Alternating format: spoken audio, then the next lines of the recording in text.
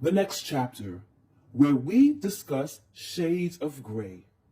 This episode is brought to you by the Harlem Arts Alliance, Sade Cosmetics, Harrell Community Outreach, and the Renaissance Center of Mastery. Partner with us and underwrite an episode.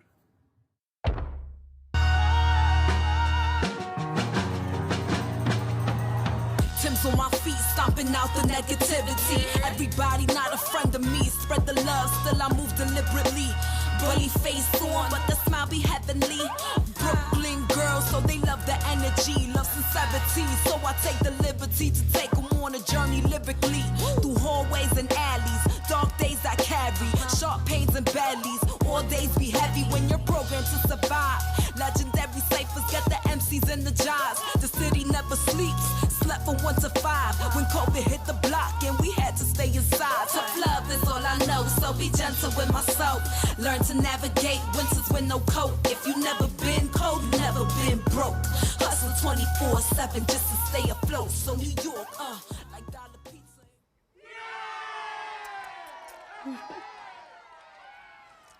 Hey everyone, and welcome back to the next chapter where we discuss shades of gray. I am your host, Minister Kat, aka Miss KittyRose. And before we start, I have to thank my team here at BronxNet.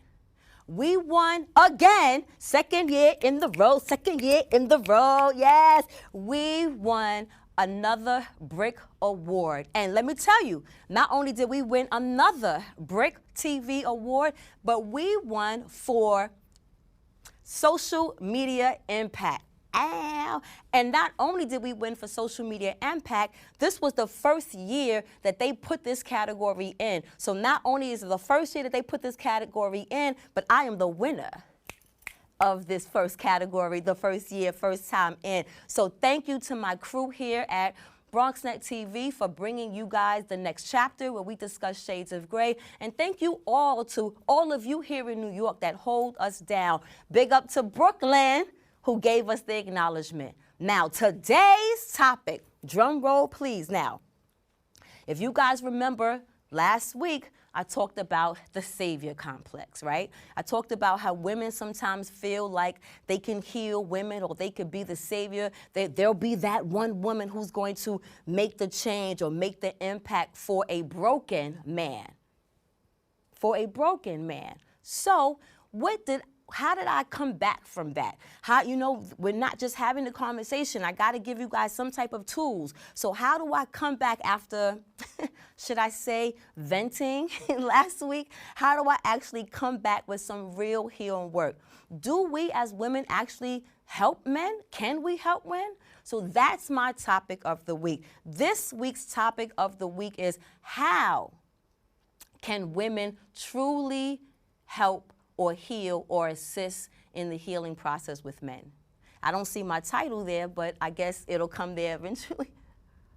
Oh, I didn't send it, they said. Okay, well, that's the title of the week. How do we heal or can we heal as women the broken man? But can I really speak to that? Do I really have some type of ownership or authority outside of my own opinion and the help of Google to speak on how women can actually help men?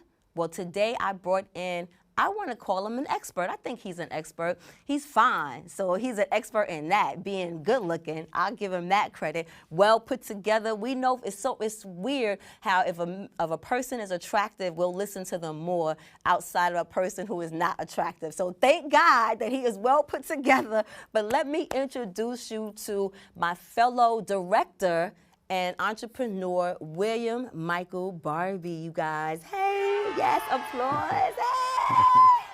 What's good, my brother? Not a thing. Thank you for having me. Oh, my goodness. First of all, Yes.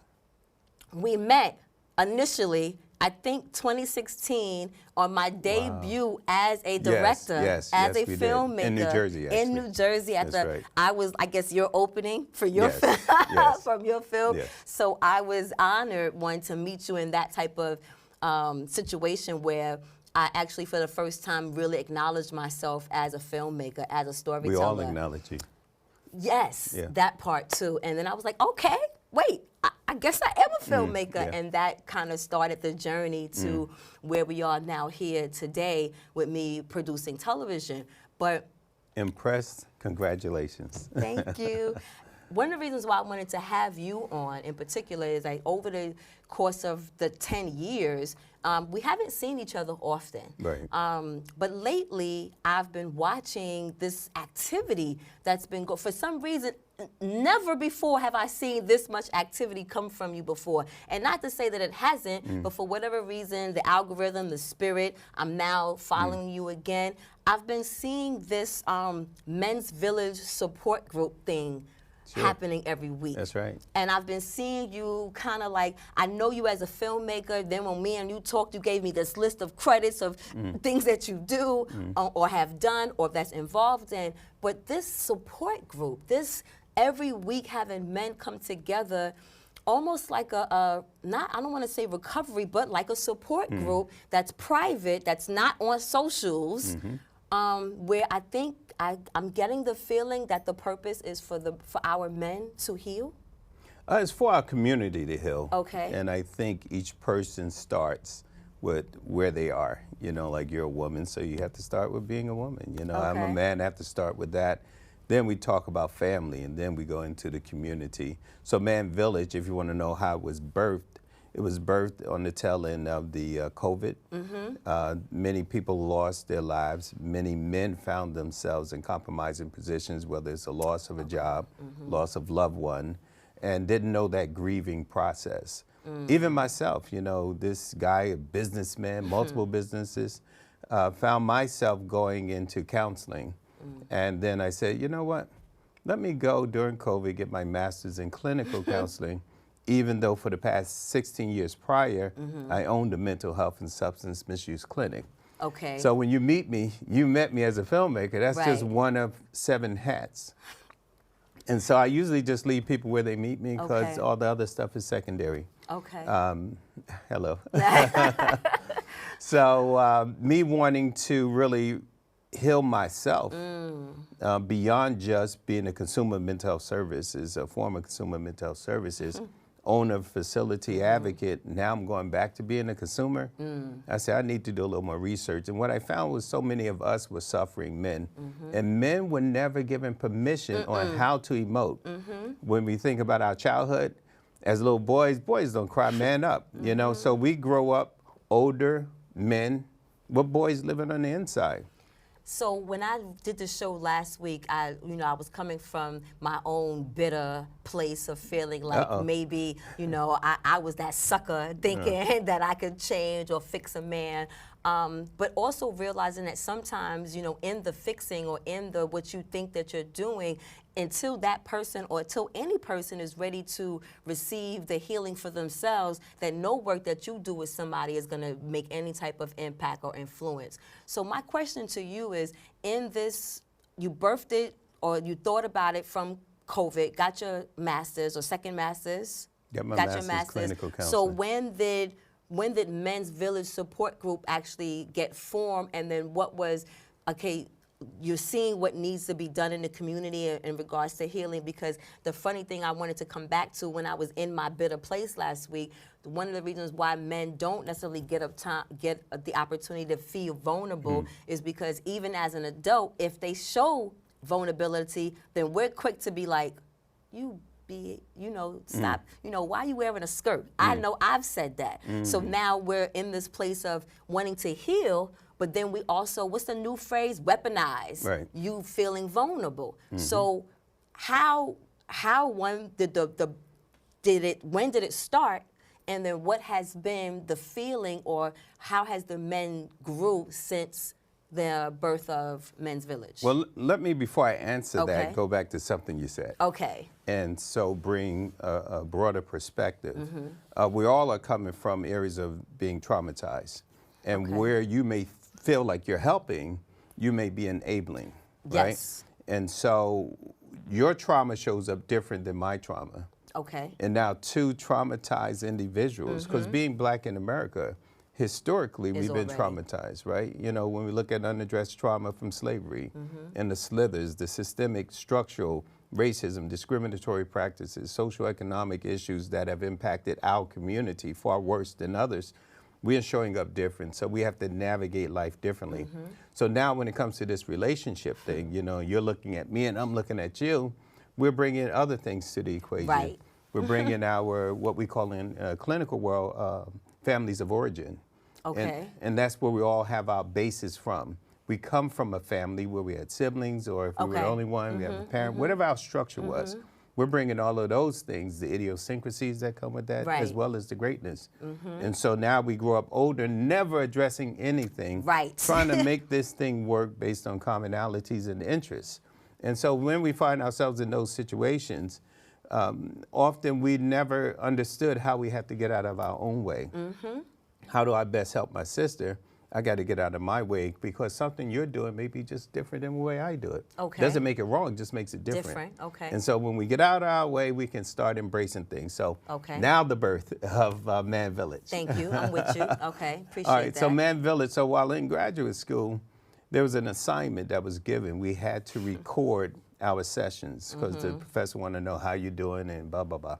And so I said, well, you know, I want to do my group on people who look like me. And the assignment was, because I was doing my internship at the Mental Health Association of Essex and Morris, where I'm on the board of. I had to step off the board of directors from that organization just so I could do my internship there.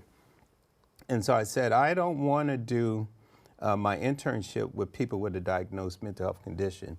And they were pushing back like, Mr. Barbee, you know, you're already there, you have your clientele. I said, I want to impact lives that look like me. I want to talk to brothers and sisters who are just, hey, just can't make it, you know, just struggling just to get by for tomorrow. So the birth of Man Village came out of that whole idea of having conversations with brothers. And it started with 13 men, and 2 years later, we have 157 men who are part of the membership. 2 years later? 2 years later. So it's only 2 years old? Only 2 years old.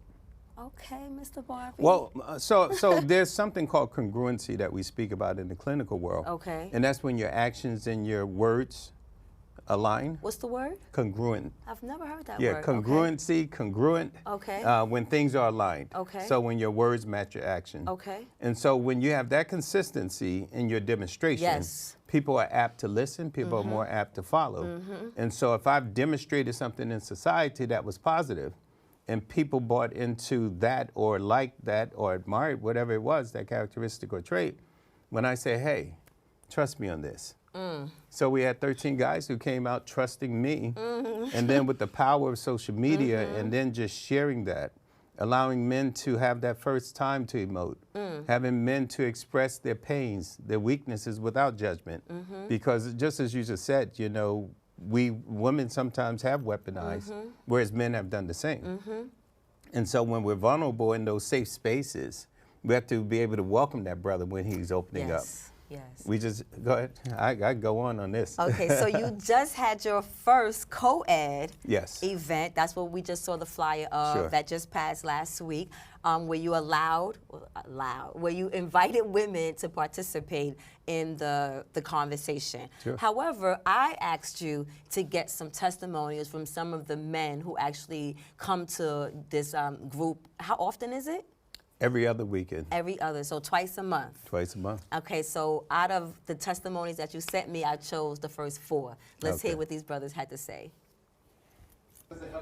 Hey, Man Village is spiritual.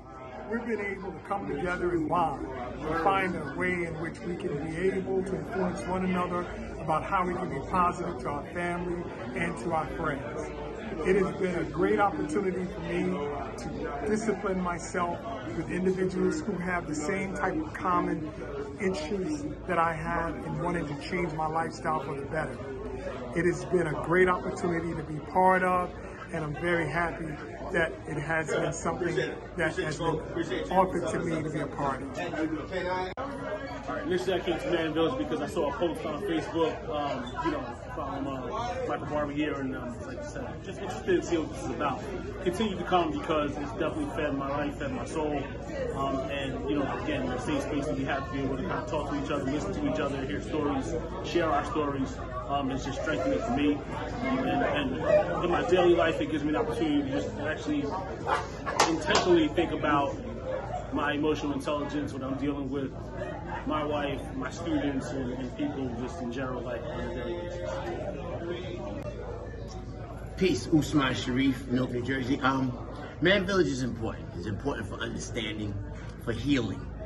That's the biggest thing I've gotten out of Man Village. Some of us have more to unpack than others. And when we're in a space where we can be vulnerable, where we can heal, where we can listen, where we can learn. Sometimes someone's tragedy or trauma makes you realize something you might have been dealing with and didn't even know that wasn't what it was. So it's been very impactful for me.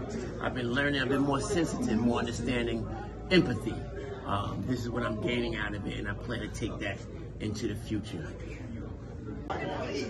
All right, peace, fam. I came to Man Village originally because I was invited by Michael Barbee. I stayed coming because we were talking about emotional intelligence and other areas of life that I needed support in and I needed deepening in. And it was also a safe space to do that with other men, other brothers. How has it been impactful? It's been impactful because I get to check myself, I get to grow, and it helps me to show up better with my children and with my wife and in my community. I love that. I love that because if you guys notice, each one of them had something different that stood out that was relevant to themselves. It wasn't like a common thing that they all shared. It was individual points of views or things that they were looking for that they were able to get. So I applaud the Men's Village and I applaud the brothers that took the time to do those testimonials. You guys know that here at the next chapter where we discuss Shades of Grey, that we're not just here to have the conversation. Everyone's having just the conversation. We need to be able to provide tools to help us navigate and move forward. We can't just simply have the conversation. So I'm grateful that you are here today to share with us what has been, I guess, some of the benefits that has come in these last 2 years. A couple of the brothers said that it's definitely helped them in the way that they've communicated. I love the ones that I think two of them said that helped them communicate with their wives. Sure. And their children. And I think I was having this conversation with you, like, I can't stand when so many of us do the work on the outside. You know, we're these awesome people on paper and in our communities, but we don't do the work at home. So you're a horrible partner or a horrible husband, but you out here in these streets. So let me add to that. Yeah. So what we have and what we are with Man Village Men Support Group is accountability partners. And so that's just something that is important for our emotional intelligence, and especially when we're raising it. Because if we don't have accountability partners, it's hard to say where are we growing, you know. And you hear that a lot with women, so it's well, let me say this, and let me applaud the brothers now. Yes. You know, in this space, because you made a point that you hear a lot of that with women. What we don't find, we find women are more apt to get together. But what we're finding here is men are hungry to assemble in a safe space.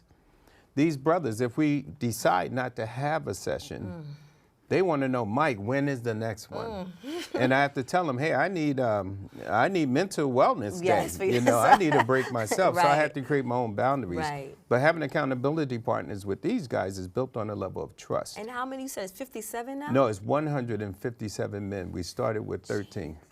Okay. But it shows what the need is in our community. That part. And when we don't address it from that lens, I know that it's limited what I can do as one person. And sure, I could take this thing on the road and then offer it and ask, but I need us to master where we are. Yes. You know, and not try to do the whole big thing. And let's really work on ourselves. So the thing with women, you guys come together often. But is it really focused on specifics? Okay. We focus on the specifics. Okay. We are intentional. So intentionality plays a whole lot in our healing and our maturity. How long is the sessions? 2 hours. Okay. And so I'll give you a good example. Okay. So each session, I put notes all over, right? And this isn't counseling. It's a open men's group, support group. And so I talk about emotional intelligence, so at least it's here, but it's displayed and we're expressing it in the group. And so we start at being emotionally present. How often have men walked away? You know, you raise your hand, hey, honey, hey. I don't want to hear that. Or I just walk away, right? How many times has he walked away, you heard some noise, he hit the wall? You know, because he has so much anger, frustration, stress, right? So we say you got to first be emotionally available. So you have to be emotionally present. And then by being that, you have to know your emotions. So you can't move on unless you know those emotions. Knowing your emotions, you got to know your triggers. So like when you're engaged with that tense situation or those questions that you don't want to hear, know how to sit in it, because now you're emotionally available, you're emotionally present, you know your emotions, and now you know your triggers. So nothing coming out of her mouth is going to trigger you because you know what your triggers are. Okay, so how do they get to that point? We'll find out after the break. Almost Sade Skincare takes pride in using natural, nurturing skincare products to make New Yorkers glow and love their skin. For the past 30 years, we have tailor-made skincare regimens for people and their unique skin type. Now everyone can enjoy this service for free. All skin types, all ages. Your skin, your match. Simply go to SadeSkincare.com and sign up now for your free consultation.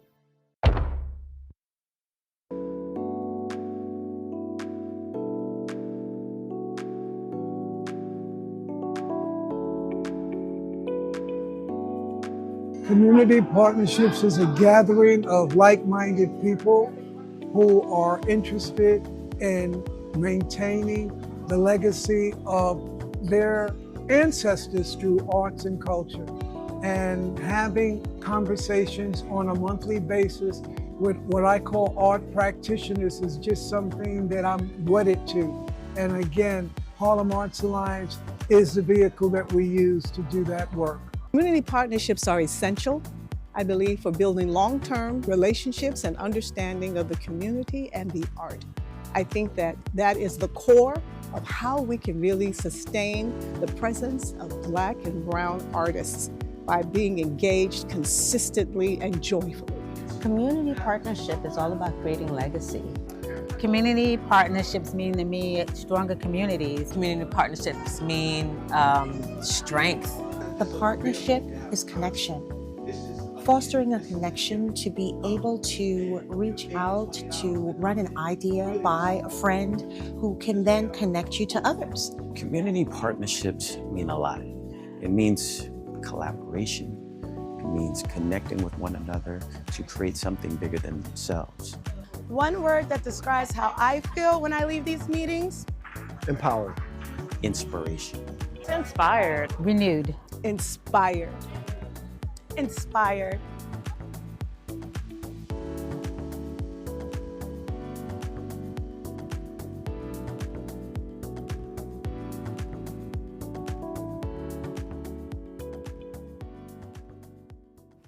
Yes. Okay, so he mentioned 3, but I feel like it was 4 things that once men have these tools, then they're able to receive the healing. So how do they get these tools? Well, it's not once men have these tools. They don't come in. Men and women have the tools. Right, but they don't initially come in knowing how to be accountable, knowing how to understand, knowing how to show up. They have to see it in this support group on a regular basis. That's what that congruency is. Right. Beyond the talk, the action is there. So I'm coming in for the first time. And you know, I'm brand spanking new. I'm 50 years old. I got my life behind me. Not no real trauma, you know, but I'm 50 years old and I'm looking for a place that I could feel safe. But I don't have those 3 tools yet. Well, we get that all the time. Okay. You know, very interesting. With any group, you create a culture within the group. Right. You set your mores, you set your standards. And so the group norms set the stage. So if you're coming in without any of those things, you have no filter. And we had a case not too long ago. We had a 64-year-old gentleman who comes into a men's support group that's been in action at that time 1.5 years. Okay. And he says, all you brothers suffer from the Willie Lynch syndrome, right? What? Kid you not. Okay, and that's And ain't so that in a lie? part Okay. of that is understanding the room that you're in. Okay. So he's bringing the wrong message to the wrong room. Okay. And so the level of lack of awareness of his environment and what he's saying, he's not matching those things. So he comes in and the culture, immediately the brothers, they wanted to go at him with words. Okay. But they remembered this process called allowing yourself to stay emotionally available and present. Okay. Know your emotions, and that was a trigger. So know Right. your triggers. Right. So number 4 to that equation and that example is offer empathy. How do you see the world through someone else's lens? Doesn't make his wrong, and it doesn't make yours right. And so how do we now that we got these 3 things under control, how do we see the world through someone else's lens? And if it's something that you can't see, just try. Try to just see without judgment. And then 5, conflict resolution. How do you resolve the conflicts within yourself that's causing you to be triggered by something else? How do we resolve those things? In those 2 hours, how do you come from point A to point B? How do you come from point A to point B? Right. So in those it's called consistency. You just don't, you know, all of us have these good twos. Like we all have goodness and kindness in us. We also have a little anger in us as well. It's what you choose to exercise more. Okay. By us being intentional about focusing on these things that you can't see, we develop them. And so they become so much better. We had a session not too long ago, and one of the brothers said, hey, Mike, how is it that you expect us to pour into other people when we're empty? How can empty vessels pour into other people? I said, well, that's a quick answer. And actually, it was 2 of them. They said, a quick answer? I said, no, yeah, this is a very quick answer. I said, how did you feel when we fed the 400 homeless people at the YMCA Christmas morning? Okay. Oh, I felt good. I said, okay, you felt good. Hold that. How did you feel when we kettled for the Salvation Army at the different posts? Oh, I felt real good. How did you feel when we went to the youth detention center on Thanksgiving Day and fed all the detainees? I felt great. I said, well, every time you do something that you're feeling good about, you are releasing hormones and you're releasing these enzymes, serotonin and other things. Okay. And so you have a huge reserve for those things so that when you're hit with reality, whether you lose your job, it's a cushion. Okay. It doesn't say that you're not going to have those problems, but it's a cushion. So you're constantly pouring into people. The goal is, how do I be intentional about doing the good work so that we can continue to build up the positive stuff? Okay.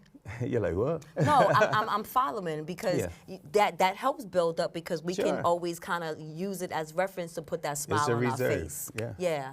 So like I was following. Okay. I was following. Your head was like going like, oh. Because I was listening with intent because I wanted to make sure that I understood and was able to receive what you were saying because that's ultimately where we all have to be at. We can't just ask the question waiting to respond. We have to ask the question and truly listen so we can understand the perspective that's being told to us. So even if we don't agree, we at least are allowing ourselves to hear so we can understand that perspective, not necessarily agreeing on that perspective. There you go. You know? Look at that. All right now, that's growth. In 5 minutes, right? Yes.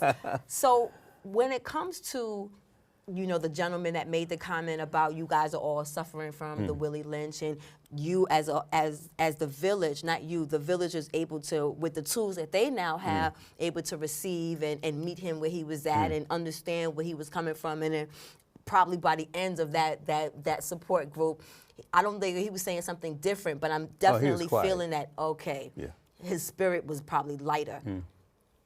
What has been, we heard the testimonies from the men, and you had more videos that I just didn't have enough time and space to put in, but what has been like the one consistent issue, if issue is the right word, that our men have been, I don't want to say suffering, but I guess dealing with or understanding about themselves and not quite be there yet with why that's happening to them as black men or men of color?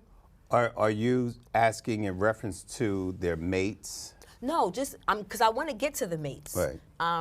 But matter of fact, control room, should I go to a break now? Let's do a break and we'll come back with me wrapping up how I really want to ask that question. Okay.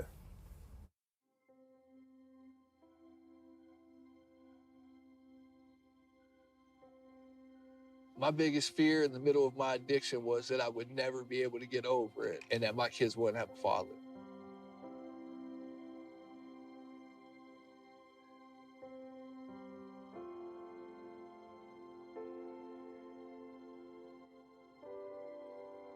Crippling depression, anxiety, exhaustion. I was in prison and her mom had a heart attack. There's a lot of institutional issues and challenges that suggest to us that dads aren't essential, and I've always rejected that.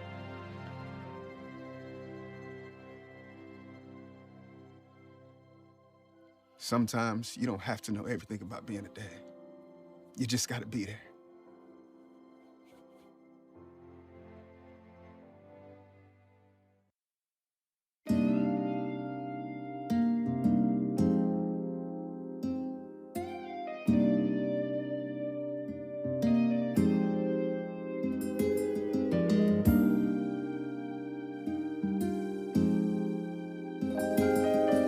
One of our honorees today is the beautiful, glamorous, you already know her. So what do judges look like?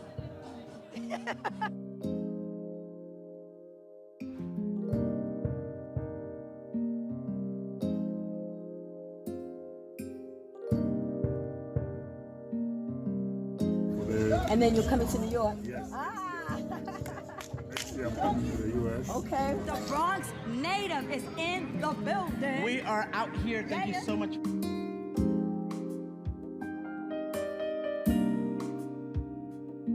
Getting on the bus alone scared me because I have underlying health issues.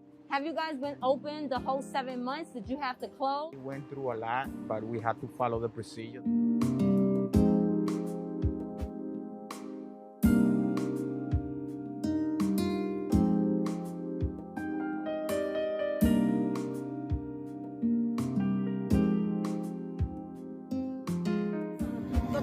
Some R&B, some more Latin flavor.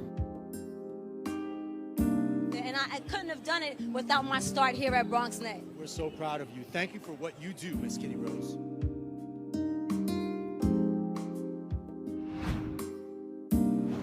Great. Thank you for what you've done tonight and your professionalism and the way you engage the audience. I can't wait to see the footage.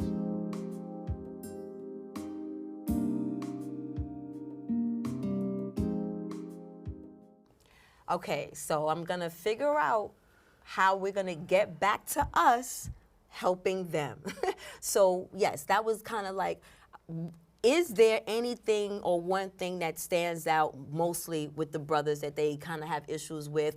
And where do we play a role in that, if any at all?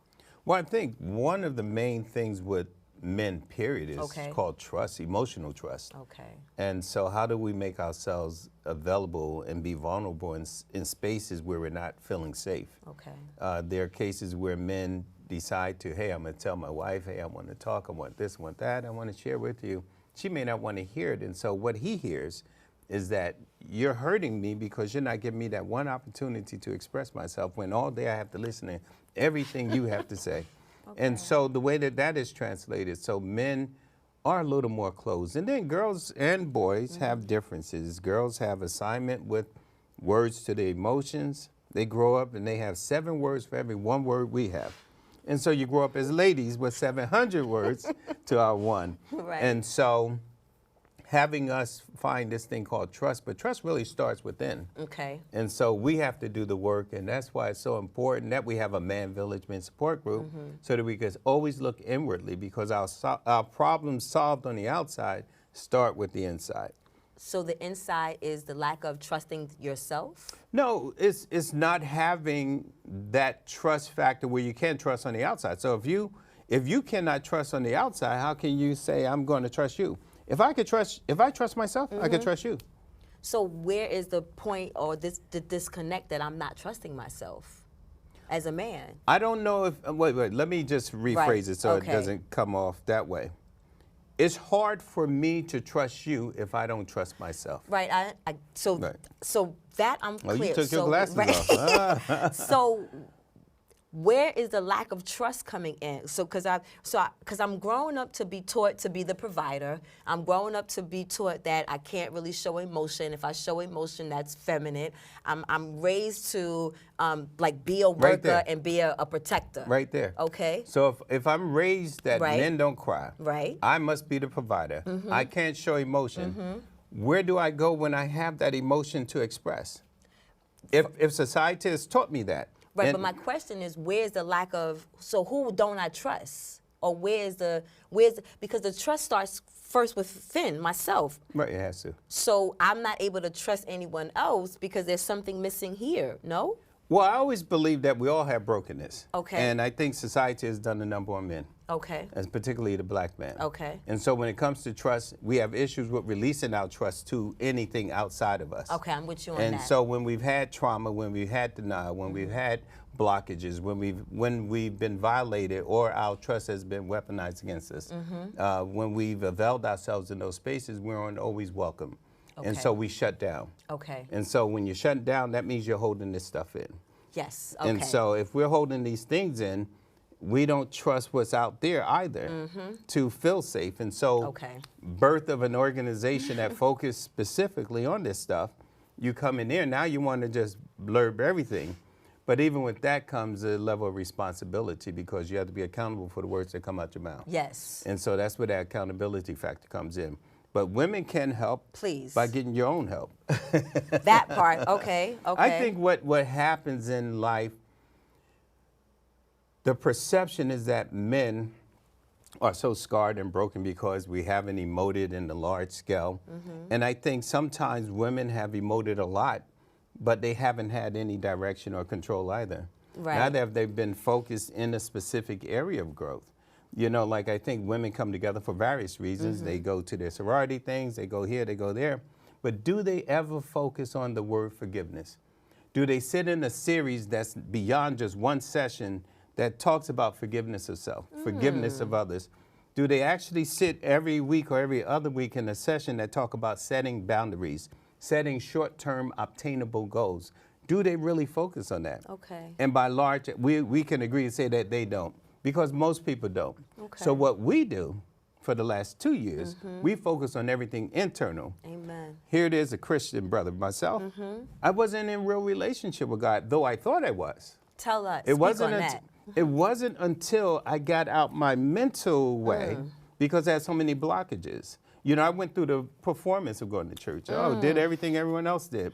And I read my word, I got my interpretation, but was I really in communion with God? I wasn't in communion because of the mental blocks. And we all have these things.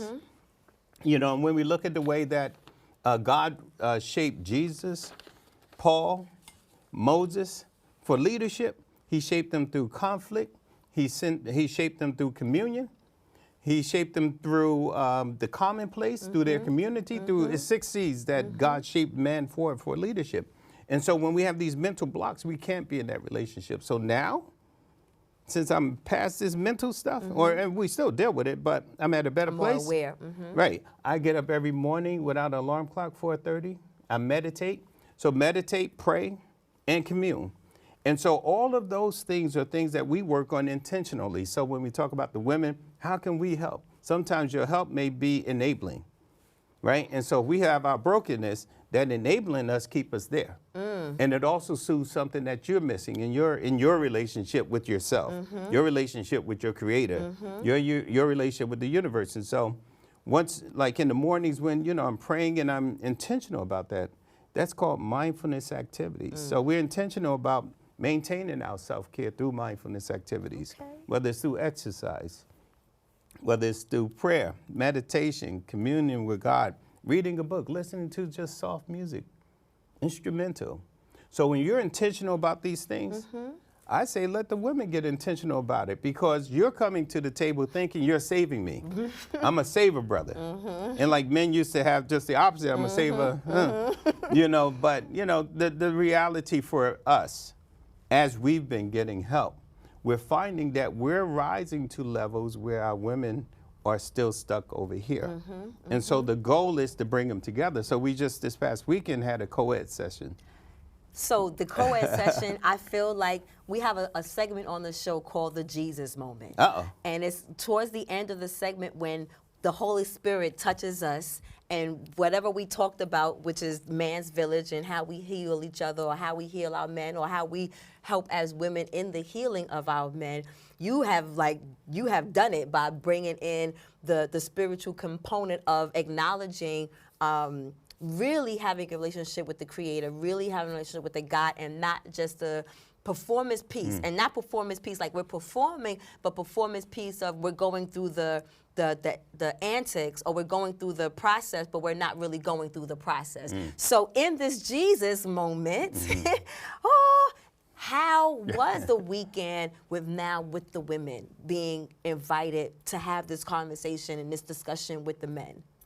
Well, let me say this, and before I even answer it, I just want to thank you. Okay. You know, God's timing is perfect. Amen. Nothing just happens. And with you having your platform here at this network, the topic, I've been following you, and the topics that you've been covering, whether it was the relationship of parenting, you and your husband, yeah, I couldn't think of that, and just that beautiful dialogue, because it's for someone else, it's for those children and that next generation. So I applaud you. So we had our first co-ed session, and ironically, on my way here, I was telling one of the brothers to start looking you up, and he was, you know, hey, Mike, I'm looking up, yeah.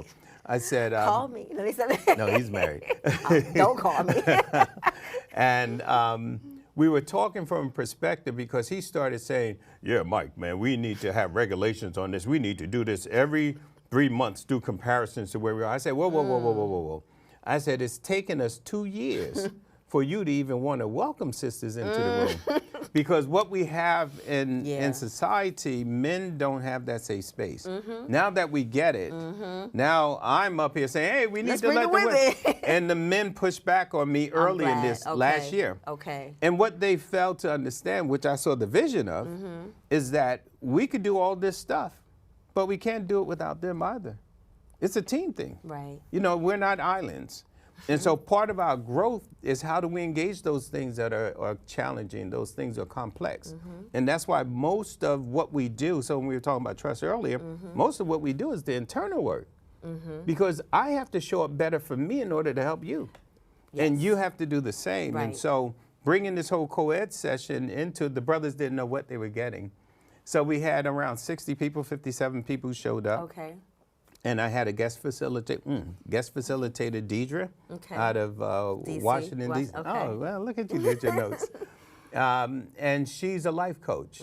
And so she and I put together a treatment plan for this particular session. Now, we had different approaches in some aspects. She's a life coach, she's and you're a clinical therapist. Right. And so where the approaches are different, from a clinical perspective, a clinician isn't there to solve your problem. A consumer comes into the door, we're there to help facilitate you to resources so that you can find how to best operate in your space, because we believe that the client has the answers to their problems. My we just want to help them tap into it. From a person, what they call them, life coach, you're already at a level and you're trying to go to that next level. So they're more directive. So what we call it in counseling, we're indirective with our approach. They're more directive in their approach, because they're telling you, that's not us. Coming to a mutual understanding of how we can best benefit, we created a space with a big circle. And there's a theorist called Gestalt. And he talks about the empty chair. Empty chair is where it's really good with grief therapy. And so with the empty chair, you're speaking to that loved one who's no longer there. And that chair represents that energy, what you didn't say. The feelings you wanted to express, what you wanted to convey. And so you speak there. So what we did, we put 2 chairs in the center. And so when the people came in, they didn't understand why the 2 chairs were there.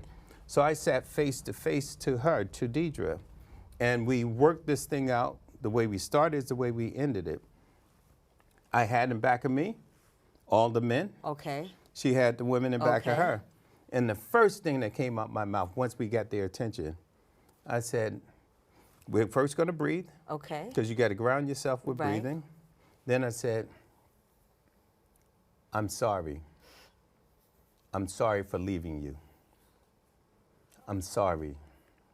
I'm sorry for abandoning my responsibilities. I'm sorry. I'm sorry for not being there. I'm sorry. I'm sorry for cheating on you. I'm sorry for leaving you with the responsibilities of our household. I'm sorry. And then after I was done, I took a breath. She did the same thing, took a breath. We didn't answer each other, do you forgive me? We just took a breath. In the meanwhile, the men and the women, they've never heard, I'm sorry. They never heard, I apologize. They never heard that I'm taking ownership. So as they're across the room, they're looking at the brothers on the other side and vice versa. Don't cry now. And they've never heard that. And so it was important that Deidre and I demonstrate and model a behavior, traits that were bad, that we both represent for us. And this is us coming to you to stand at your door to say, hey, please accept my apology. And it wasn't for she and I to answer that because we didn't want to skew the direction of the conversation. Then we step back. The first question is to the brothers. What did you hear Catherine say? You. And then questions to the sisters. What did you hear Michael say? How did what Catherine said make you feel? And then we had to break that down. Then we opened it up for a more robust. In the meanwhile, Deidre and I were at opposite ends of the room facilitating. By the end of the 2 hours, we're together. The guys and girls, they were like, hey, I have something else to say. Hey. I said, whoa, whoa, I got it. This is it. Catherine, it's been a pleasure getting to know you over these past 2 hours. I'm sorry for everything that I misunderstood for weakness. And now I understand you better. Thank you. Catherine, Deidre Catherine, says the same. And in her own words, of course. And then I said, from that point, I feel like I want to embrace you. Is it all right to embrace you? And her response was, I would love that embrace. And we stood up. Everyone in there just started, Yeah, of course. And so you're dealing with, in Man Village or even in that environment, you have a psychiatrist in the group. You have 2 life coaches in the audience of the 57 attendees. You have another medical doctor. You have acupuncturists. You have professors. You have parents, single women. Interestingly enough, since we were talking about sisters want to save a brother, the single women had opinions on different subjects. One felt like, I'm coming into the house, and as I'm coming into the house, he wanted to talk. Hey, can you talk to me later? I'm doing dishes. The married woman came in and gave some good advice, and I know we're running out of time. Hey, listen, this is what we do, Man Village. This is what we do. Well, this is what you guys do, and I'm applauding. Thank you. Oh, thank you. Thank you. Because I will say, I know some sisters who are doing the work. Yeah. So I agree, you know, and the sisters that are doing the work, hopefully we'll find the men that are doing the work. Call me. You know what I'm saying? But all the people, I want them to find you. I want them to go on your website. I want them to see all the things that you're doing. This is open to the public, but it's out in Jersey, and it's every other Sunday. But you also said every other Saturday, and there's a wait list. Right. Okay. Right. So how do people find? They just email you to get the information and RSVP, all that good stuff on the socials? Well, interestingly enough. Or is your group already like closed off? Like. Well, we're an open men's support group. I only allow up to 30 people in the room. Okay. Because too big of a room you can't control. And so we sometimes end up at 38 when, to me, a good size is 20. Okay. Right? And so people do register, and I always tell people, as soon as I put up the flyer, I say it's closed, RSVP is closed. Because I need to control who's there. And so new people coming in, yes, allow them in. Some of the seasoned guys in, yes, let's get it together. So on all social media platforms, I'm William Michael Barbee, whether it's LinkedIn, Facebook, Instagram, you name it, I am William Michael Barbee, B-A-R-B-E-E. Amen. And manvillage.org. Okay. Well, I did put all that information in, so hopefully the folks will find you and continue in doing the work with you, because it's a village thing. Sure it is. I'm my brother's keeper. I'm my sister's keeper. So thank you so much. God bless you for coming. You're gonna stay for my little Did You Know segment? I'll stay. Okay. We'll be right back from our break.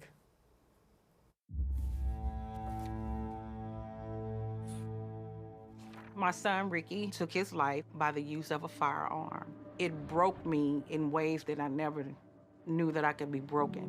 And I contemplated suicide. I still own my firearm. I keep it in a safe because I want to keep my grandson and myself safe. Store your gun securely, locked, unloaded, and away from ammo.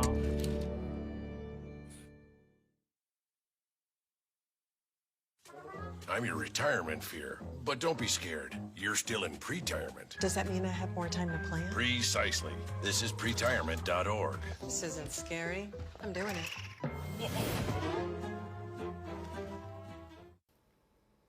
Welcome back to the next chapter where we discuss shades of gray. Once again, I'm your host, Minister Kat, aka Miss Kitty Rose, and we are back with our second edition of the Did You Know of season number 4. I don't know why I keep doing that. That looks like 8. Season number 4 of Did You Know. And right along what we've been talking about when it comes to men and how we can help as women, I wanted to have the Did You Know topic based on that. So the Did You Know is men's mental health, how we as women can help. But you know I didn't get this information all by myself. When I Googled the information, this website came up from headsoupguys.org. And the author, her name is June Areno Jakes. Now, June has volunteered more than 16,000 hours assisting those who live in poverty and homelessness and who struggle with severe alcoholism and hardcore drug addiction and brain-related illness. But in this particular space, she wrote an article in regards to how we as women can actually help men navigate in this space if we are actually helpful at all. So as girls and women, we tend to talk about our feelings. This is an important connection most of us have with our girlfriends. Of course, we too hold emotional pain inside. But when it comes to expressing those feelings, the stigma in our society is very different for men and women. We have all heard the phrase, put your big boy pants on, man up, big boys don't cry. It's time for these things to stop. I have even been a culprit of using such words. Phrases like these start early and create a mindset that is causing more damage to our sons, brothers, fathers, partners, and husbands, and male friends than any other health concern facing men today. Far too many boys and men are struggling with depression, anxiety, panic attacks, and substance abuse. There are many reasons why boys and men face emotional pain, and some can be especially difficult for them to talk about. When boys and men don't share these experiences, they remain isolated in their emotions. And emotional pain is the #1 factor in drug and alcohol misuse and overdose and suicide deaths. So, how many men do you know who never speak about their emotions? We can play a part in changing the way men feel about discussing emotions and the internal dialogue they have with themselves. The most important thing we can do is make the boys and men in our lives feel safe. That's what Michael Barbee say? That's how we started the conversation, the trust. Men feeling or needing to feel safe. They have to be comfortable in knowing that there's no judgment because there shouldn't be. We, mothers, sisters, partners, wives, daughters, and friends can take a real lead in this. As women, let's help change these dynamics. Create a safe space through listening. When we realize that our loved ones are struggling, the kindest thing we can do is show compassion. A willingness to listen, to encourage, and to support them in getting the help that they need to be able to live the life that they deserve. As mothers and sisters and wives and daughters and partners, we are not equipped to treat or counsel. That is where the professionals come in. So what we are equipped to do is listen, to encourage dialogue, to offer support without judgment, to show compassion, to be there. Supporting a loved one struggling with depression or anxiety is the greatest gift we can give to that person. The boys and men in our lives may not be comfortable about talking about their feelings. Talking about feelings can leave people feeling very vulnerable. So how can we make that environment more comfortable?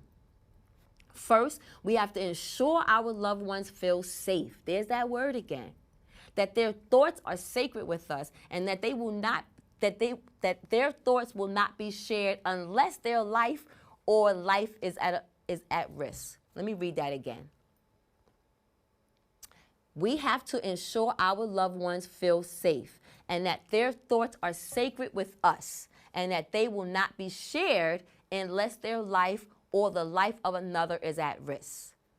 Second, we sometimes have to take the lead. Women, this means we have to show our own vulnerability first to set the example and then be ready to listen. Every time we stretch out our hand in a way that is safe, it allows the struggling person who is isolated to not feel so alone. When we allow and encourage our loved ones to talk about their emotional pain, it doesn't have the same hold over them any longer.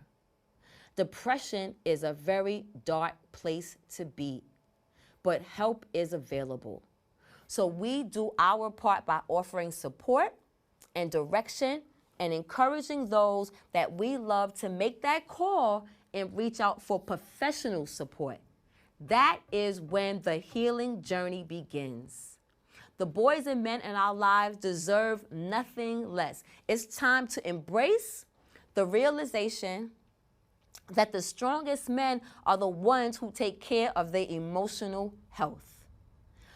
This is another episode of The Next Chapter where we discuss shades of gray because not everything is black and white. And these are conversations that we cannot have alone. So join me on our Facebook group page and share your experiences, share your tools, share your input, share how you are moving through this space of healing. And then come back next week, right here, on The Next Chapter, where we discuss shades of gray with your host, Minister Kat, a.k.a. KittyRose. Find me on all social media platforms, but when you find me, you know what I need you to do. Like, share, and follow, so we can share what we're doing and be a part of this revolution that I call KittyRose. So again, how much time do we have? Are we wrapping up now? Is this it? 45 seconds. Follow, like, share, listen on all podcast platforms, like YouTube, join the Facebook group page, check out Men's Village Support, and come back next week. I think that's it. Once again, you have just viewed or saw another episode of The Next Chapter where we discuss shades of gray because like I keep saying, everything is not black and white. It's your girl, Minister Kat, a.k.a. KittyRose, and I will be back next week. I hope today was helpful. I'll see you soon. The revolution has begun. Mwah. Good night. So I take the liberty to take them on a journey lyrically through hallways and alleys. Dark days I carry, sharp pains and bellies. All days be heavy when you're broke.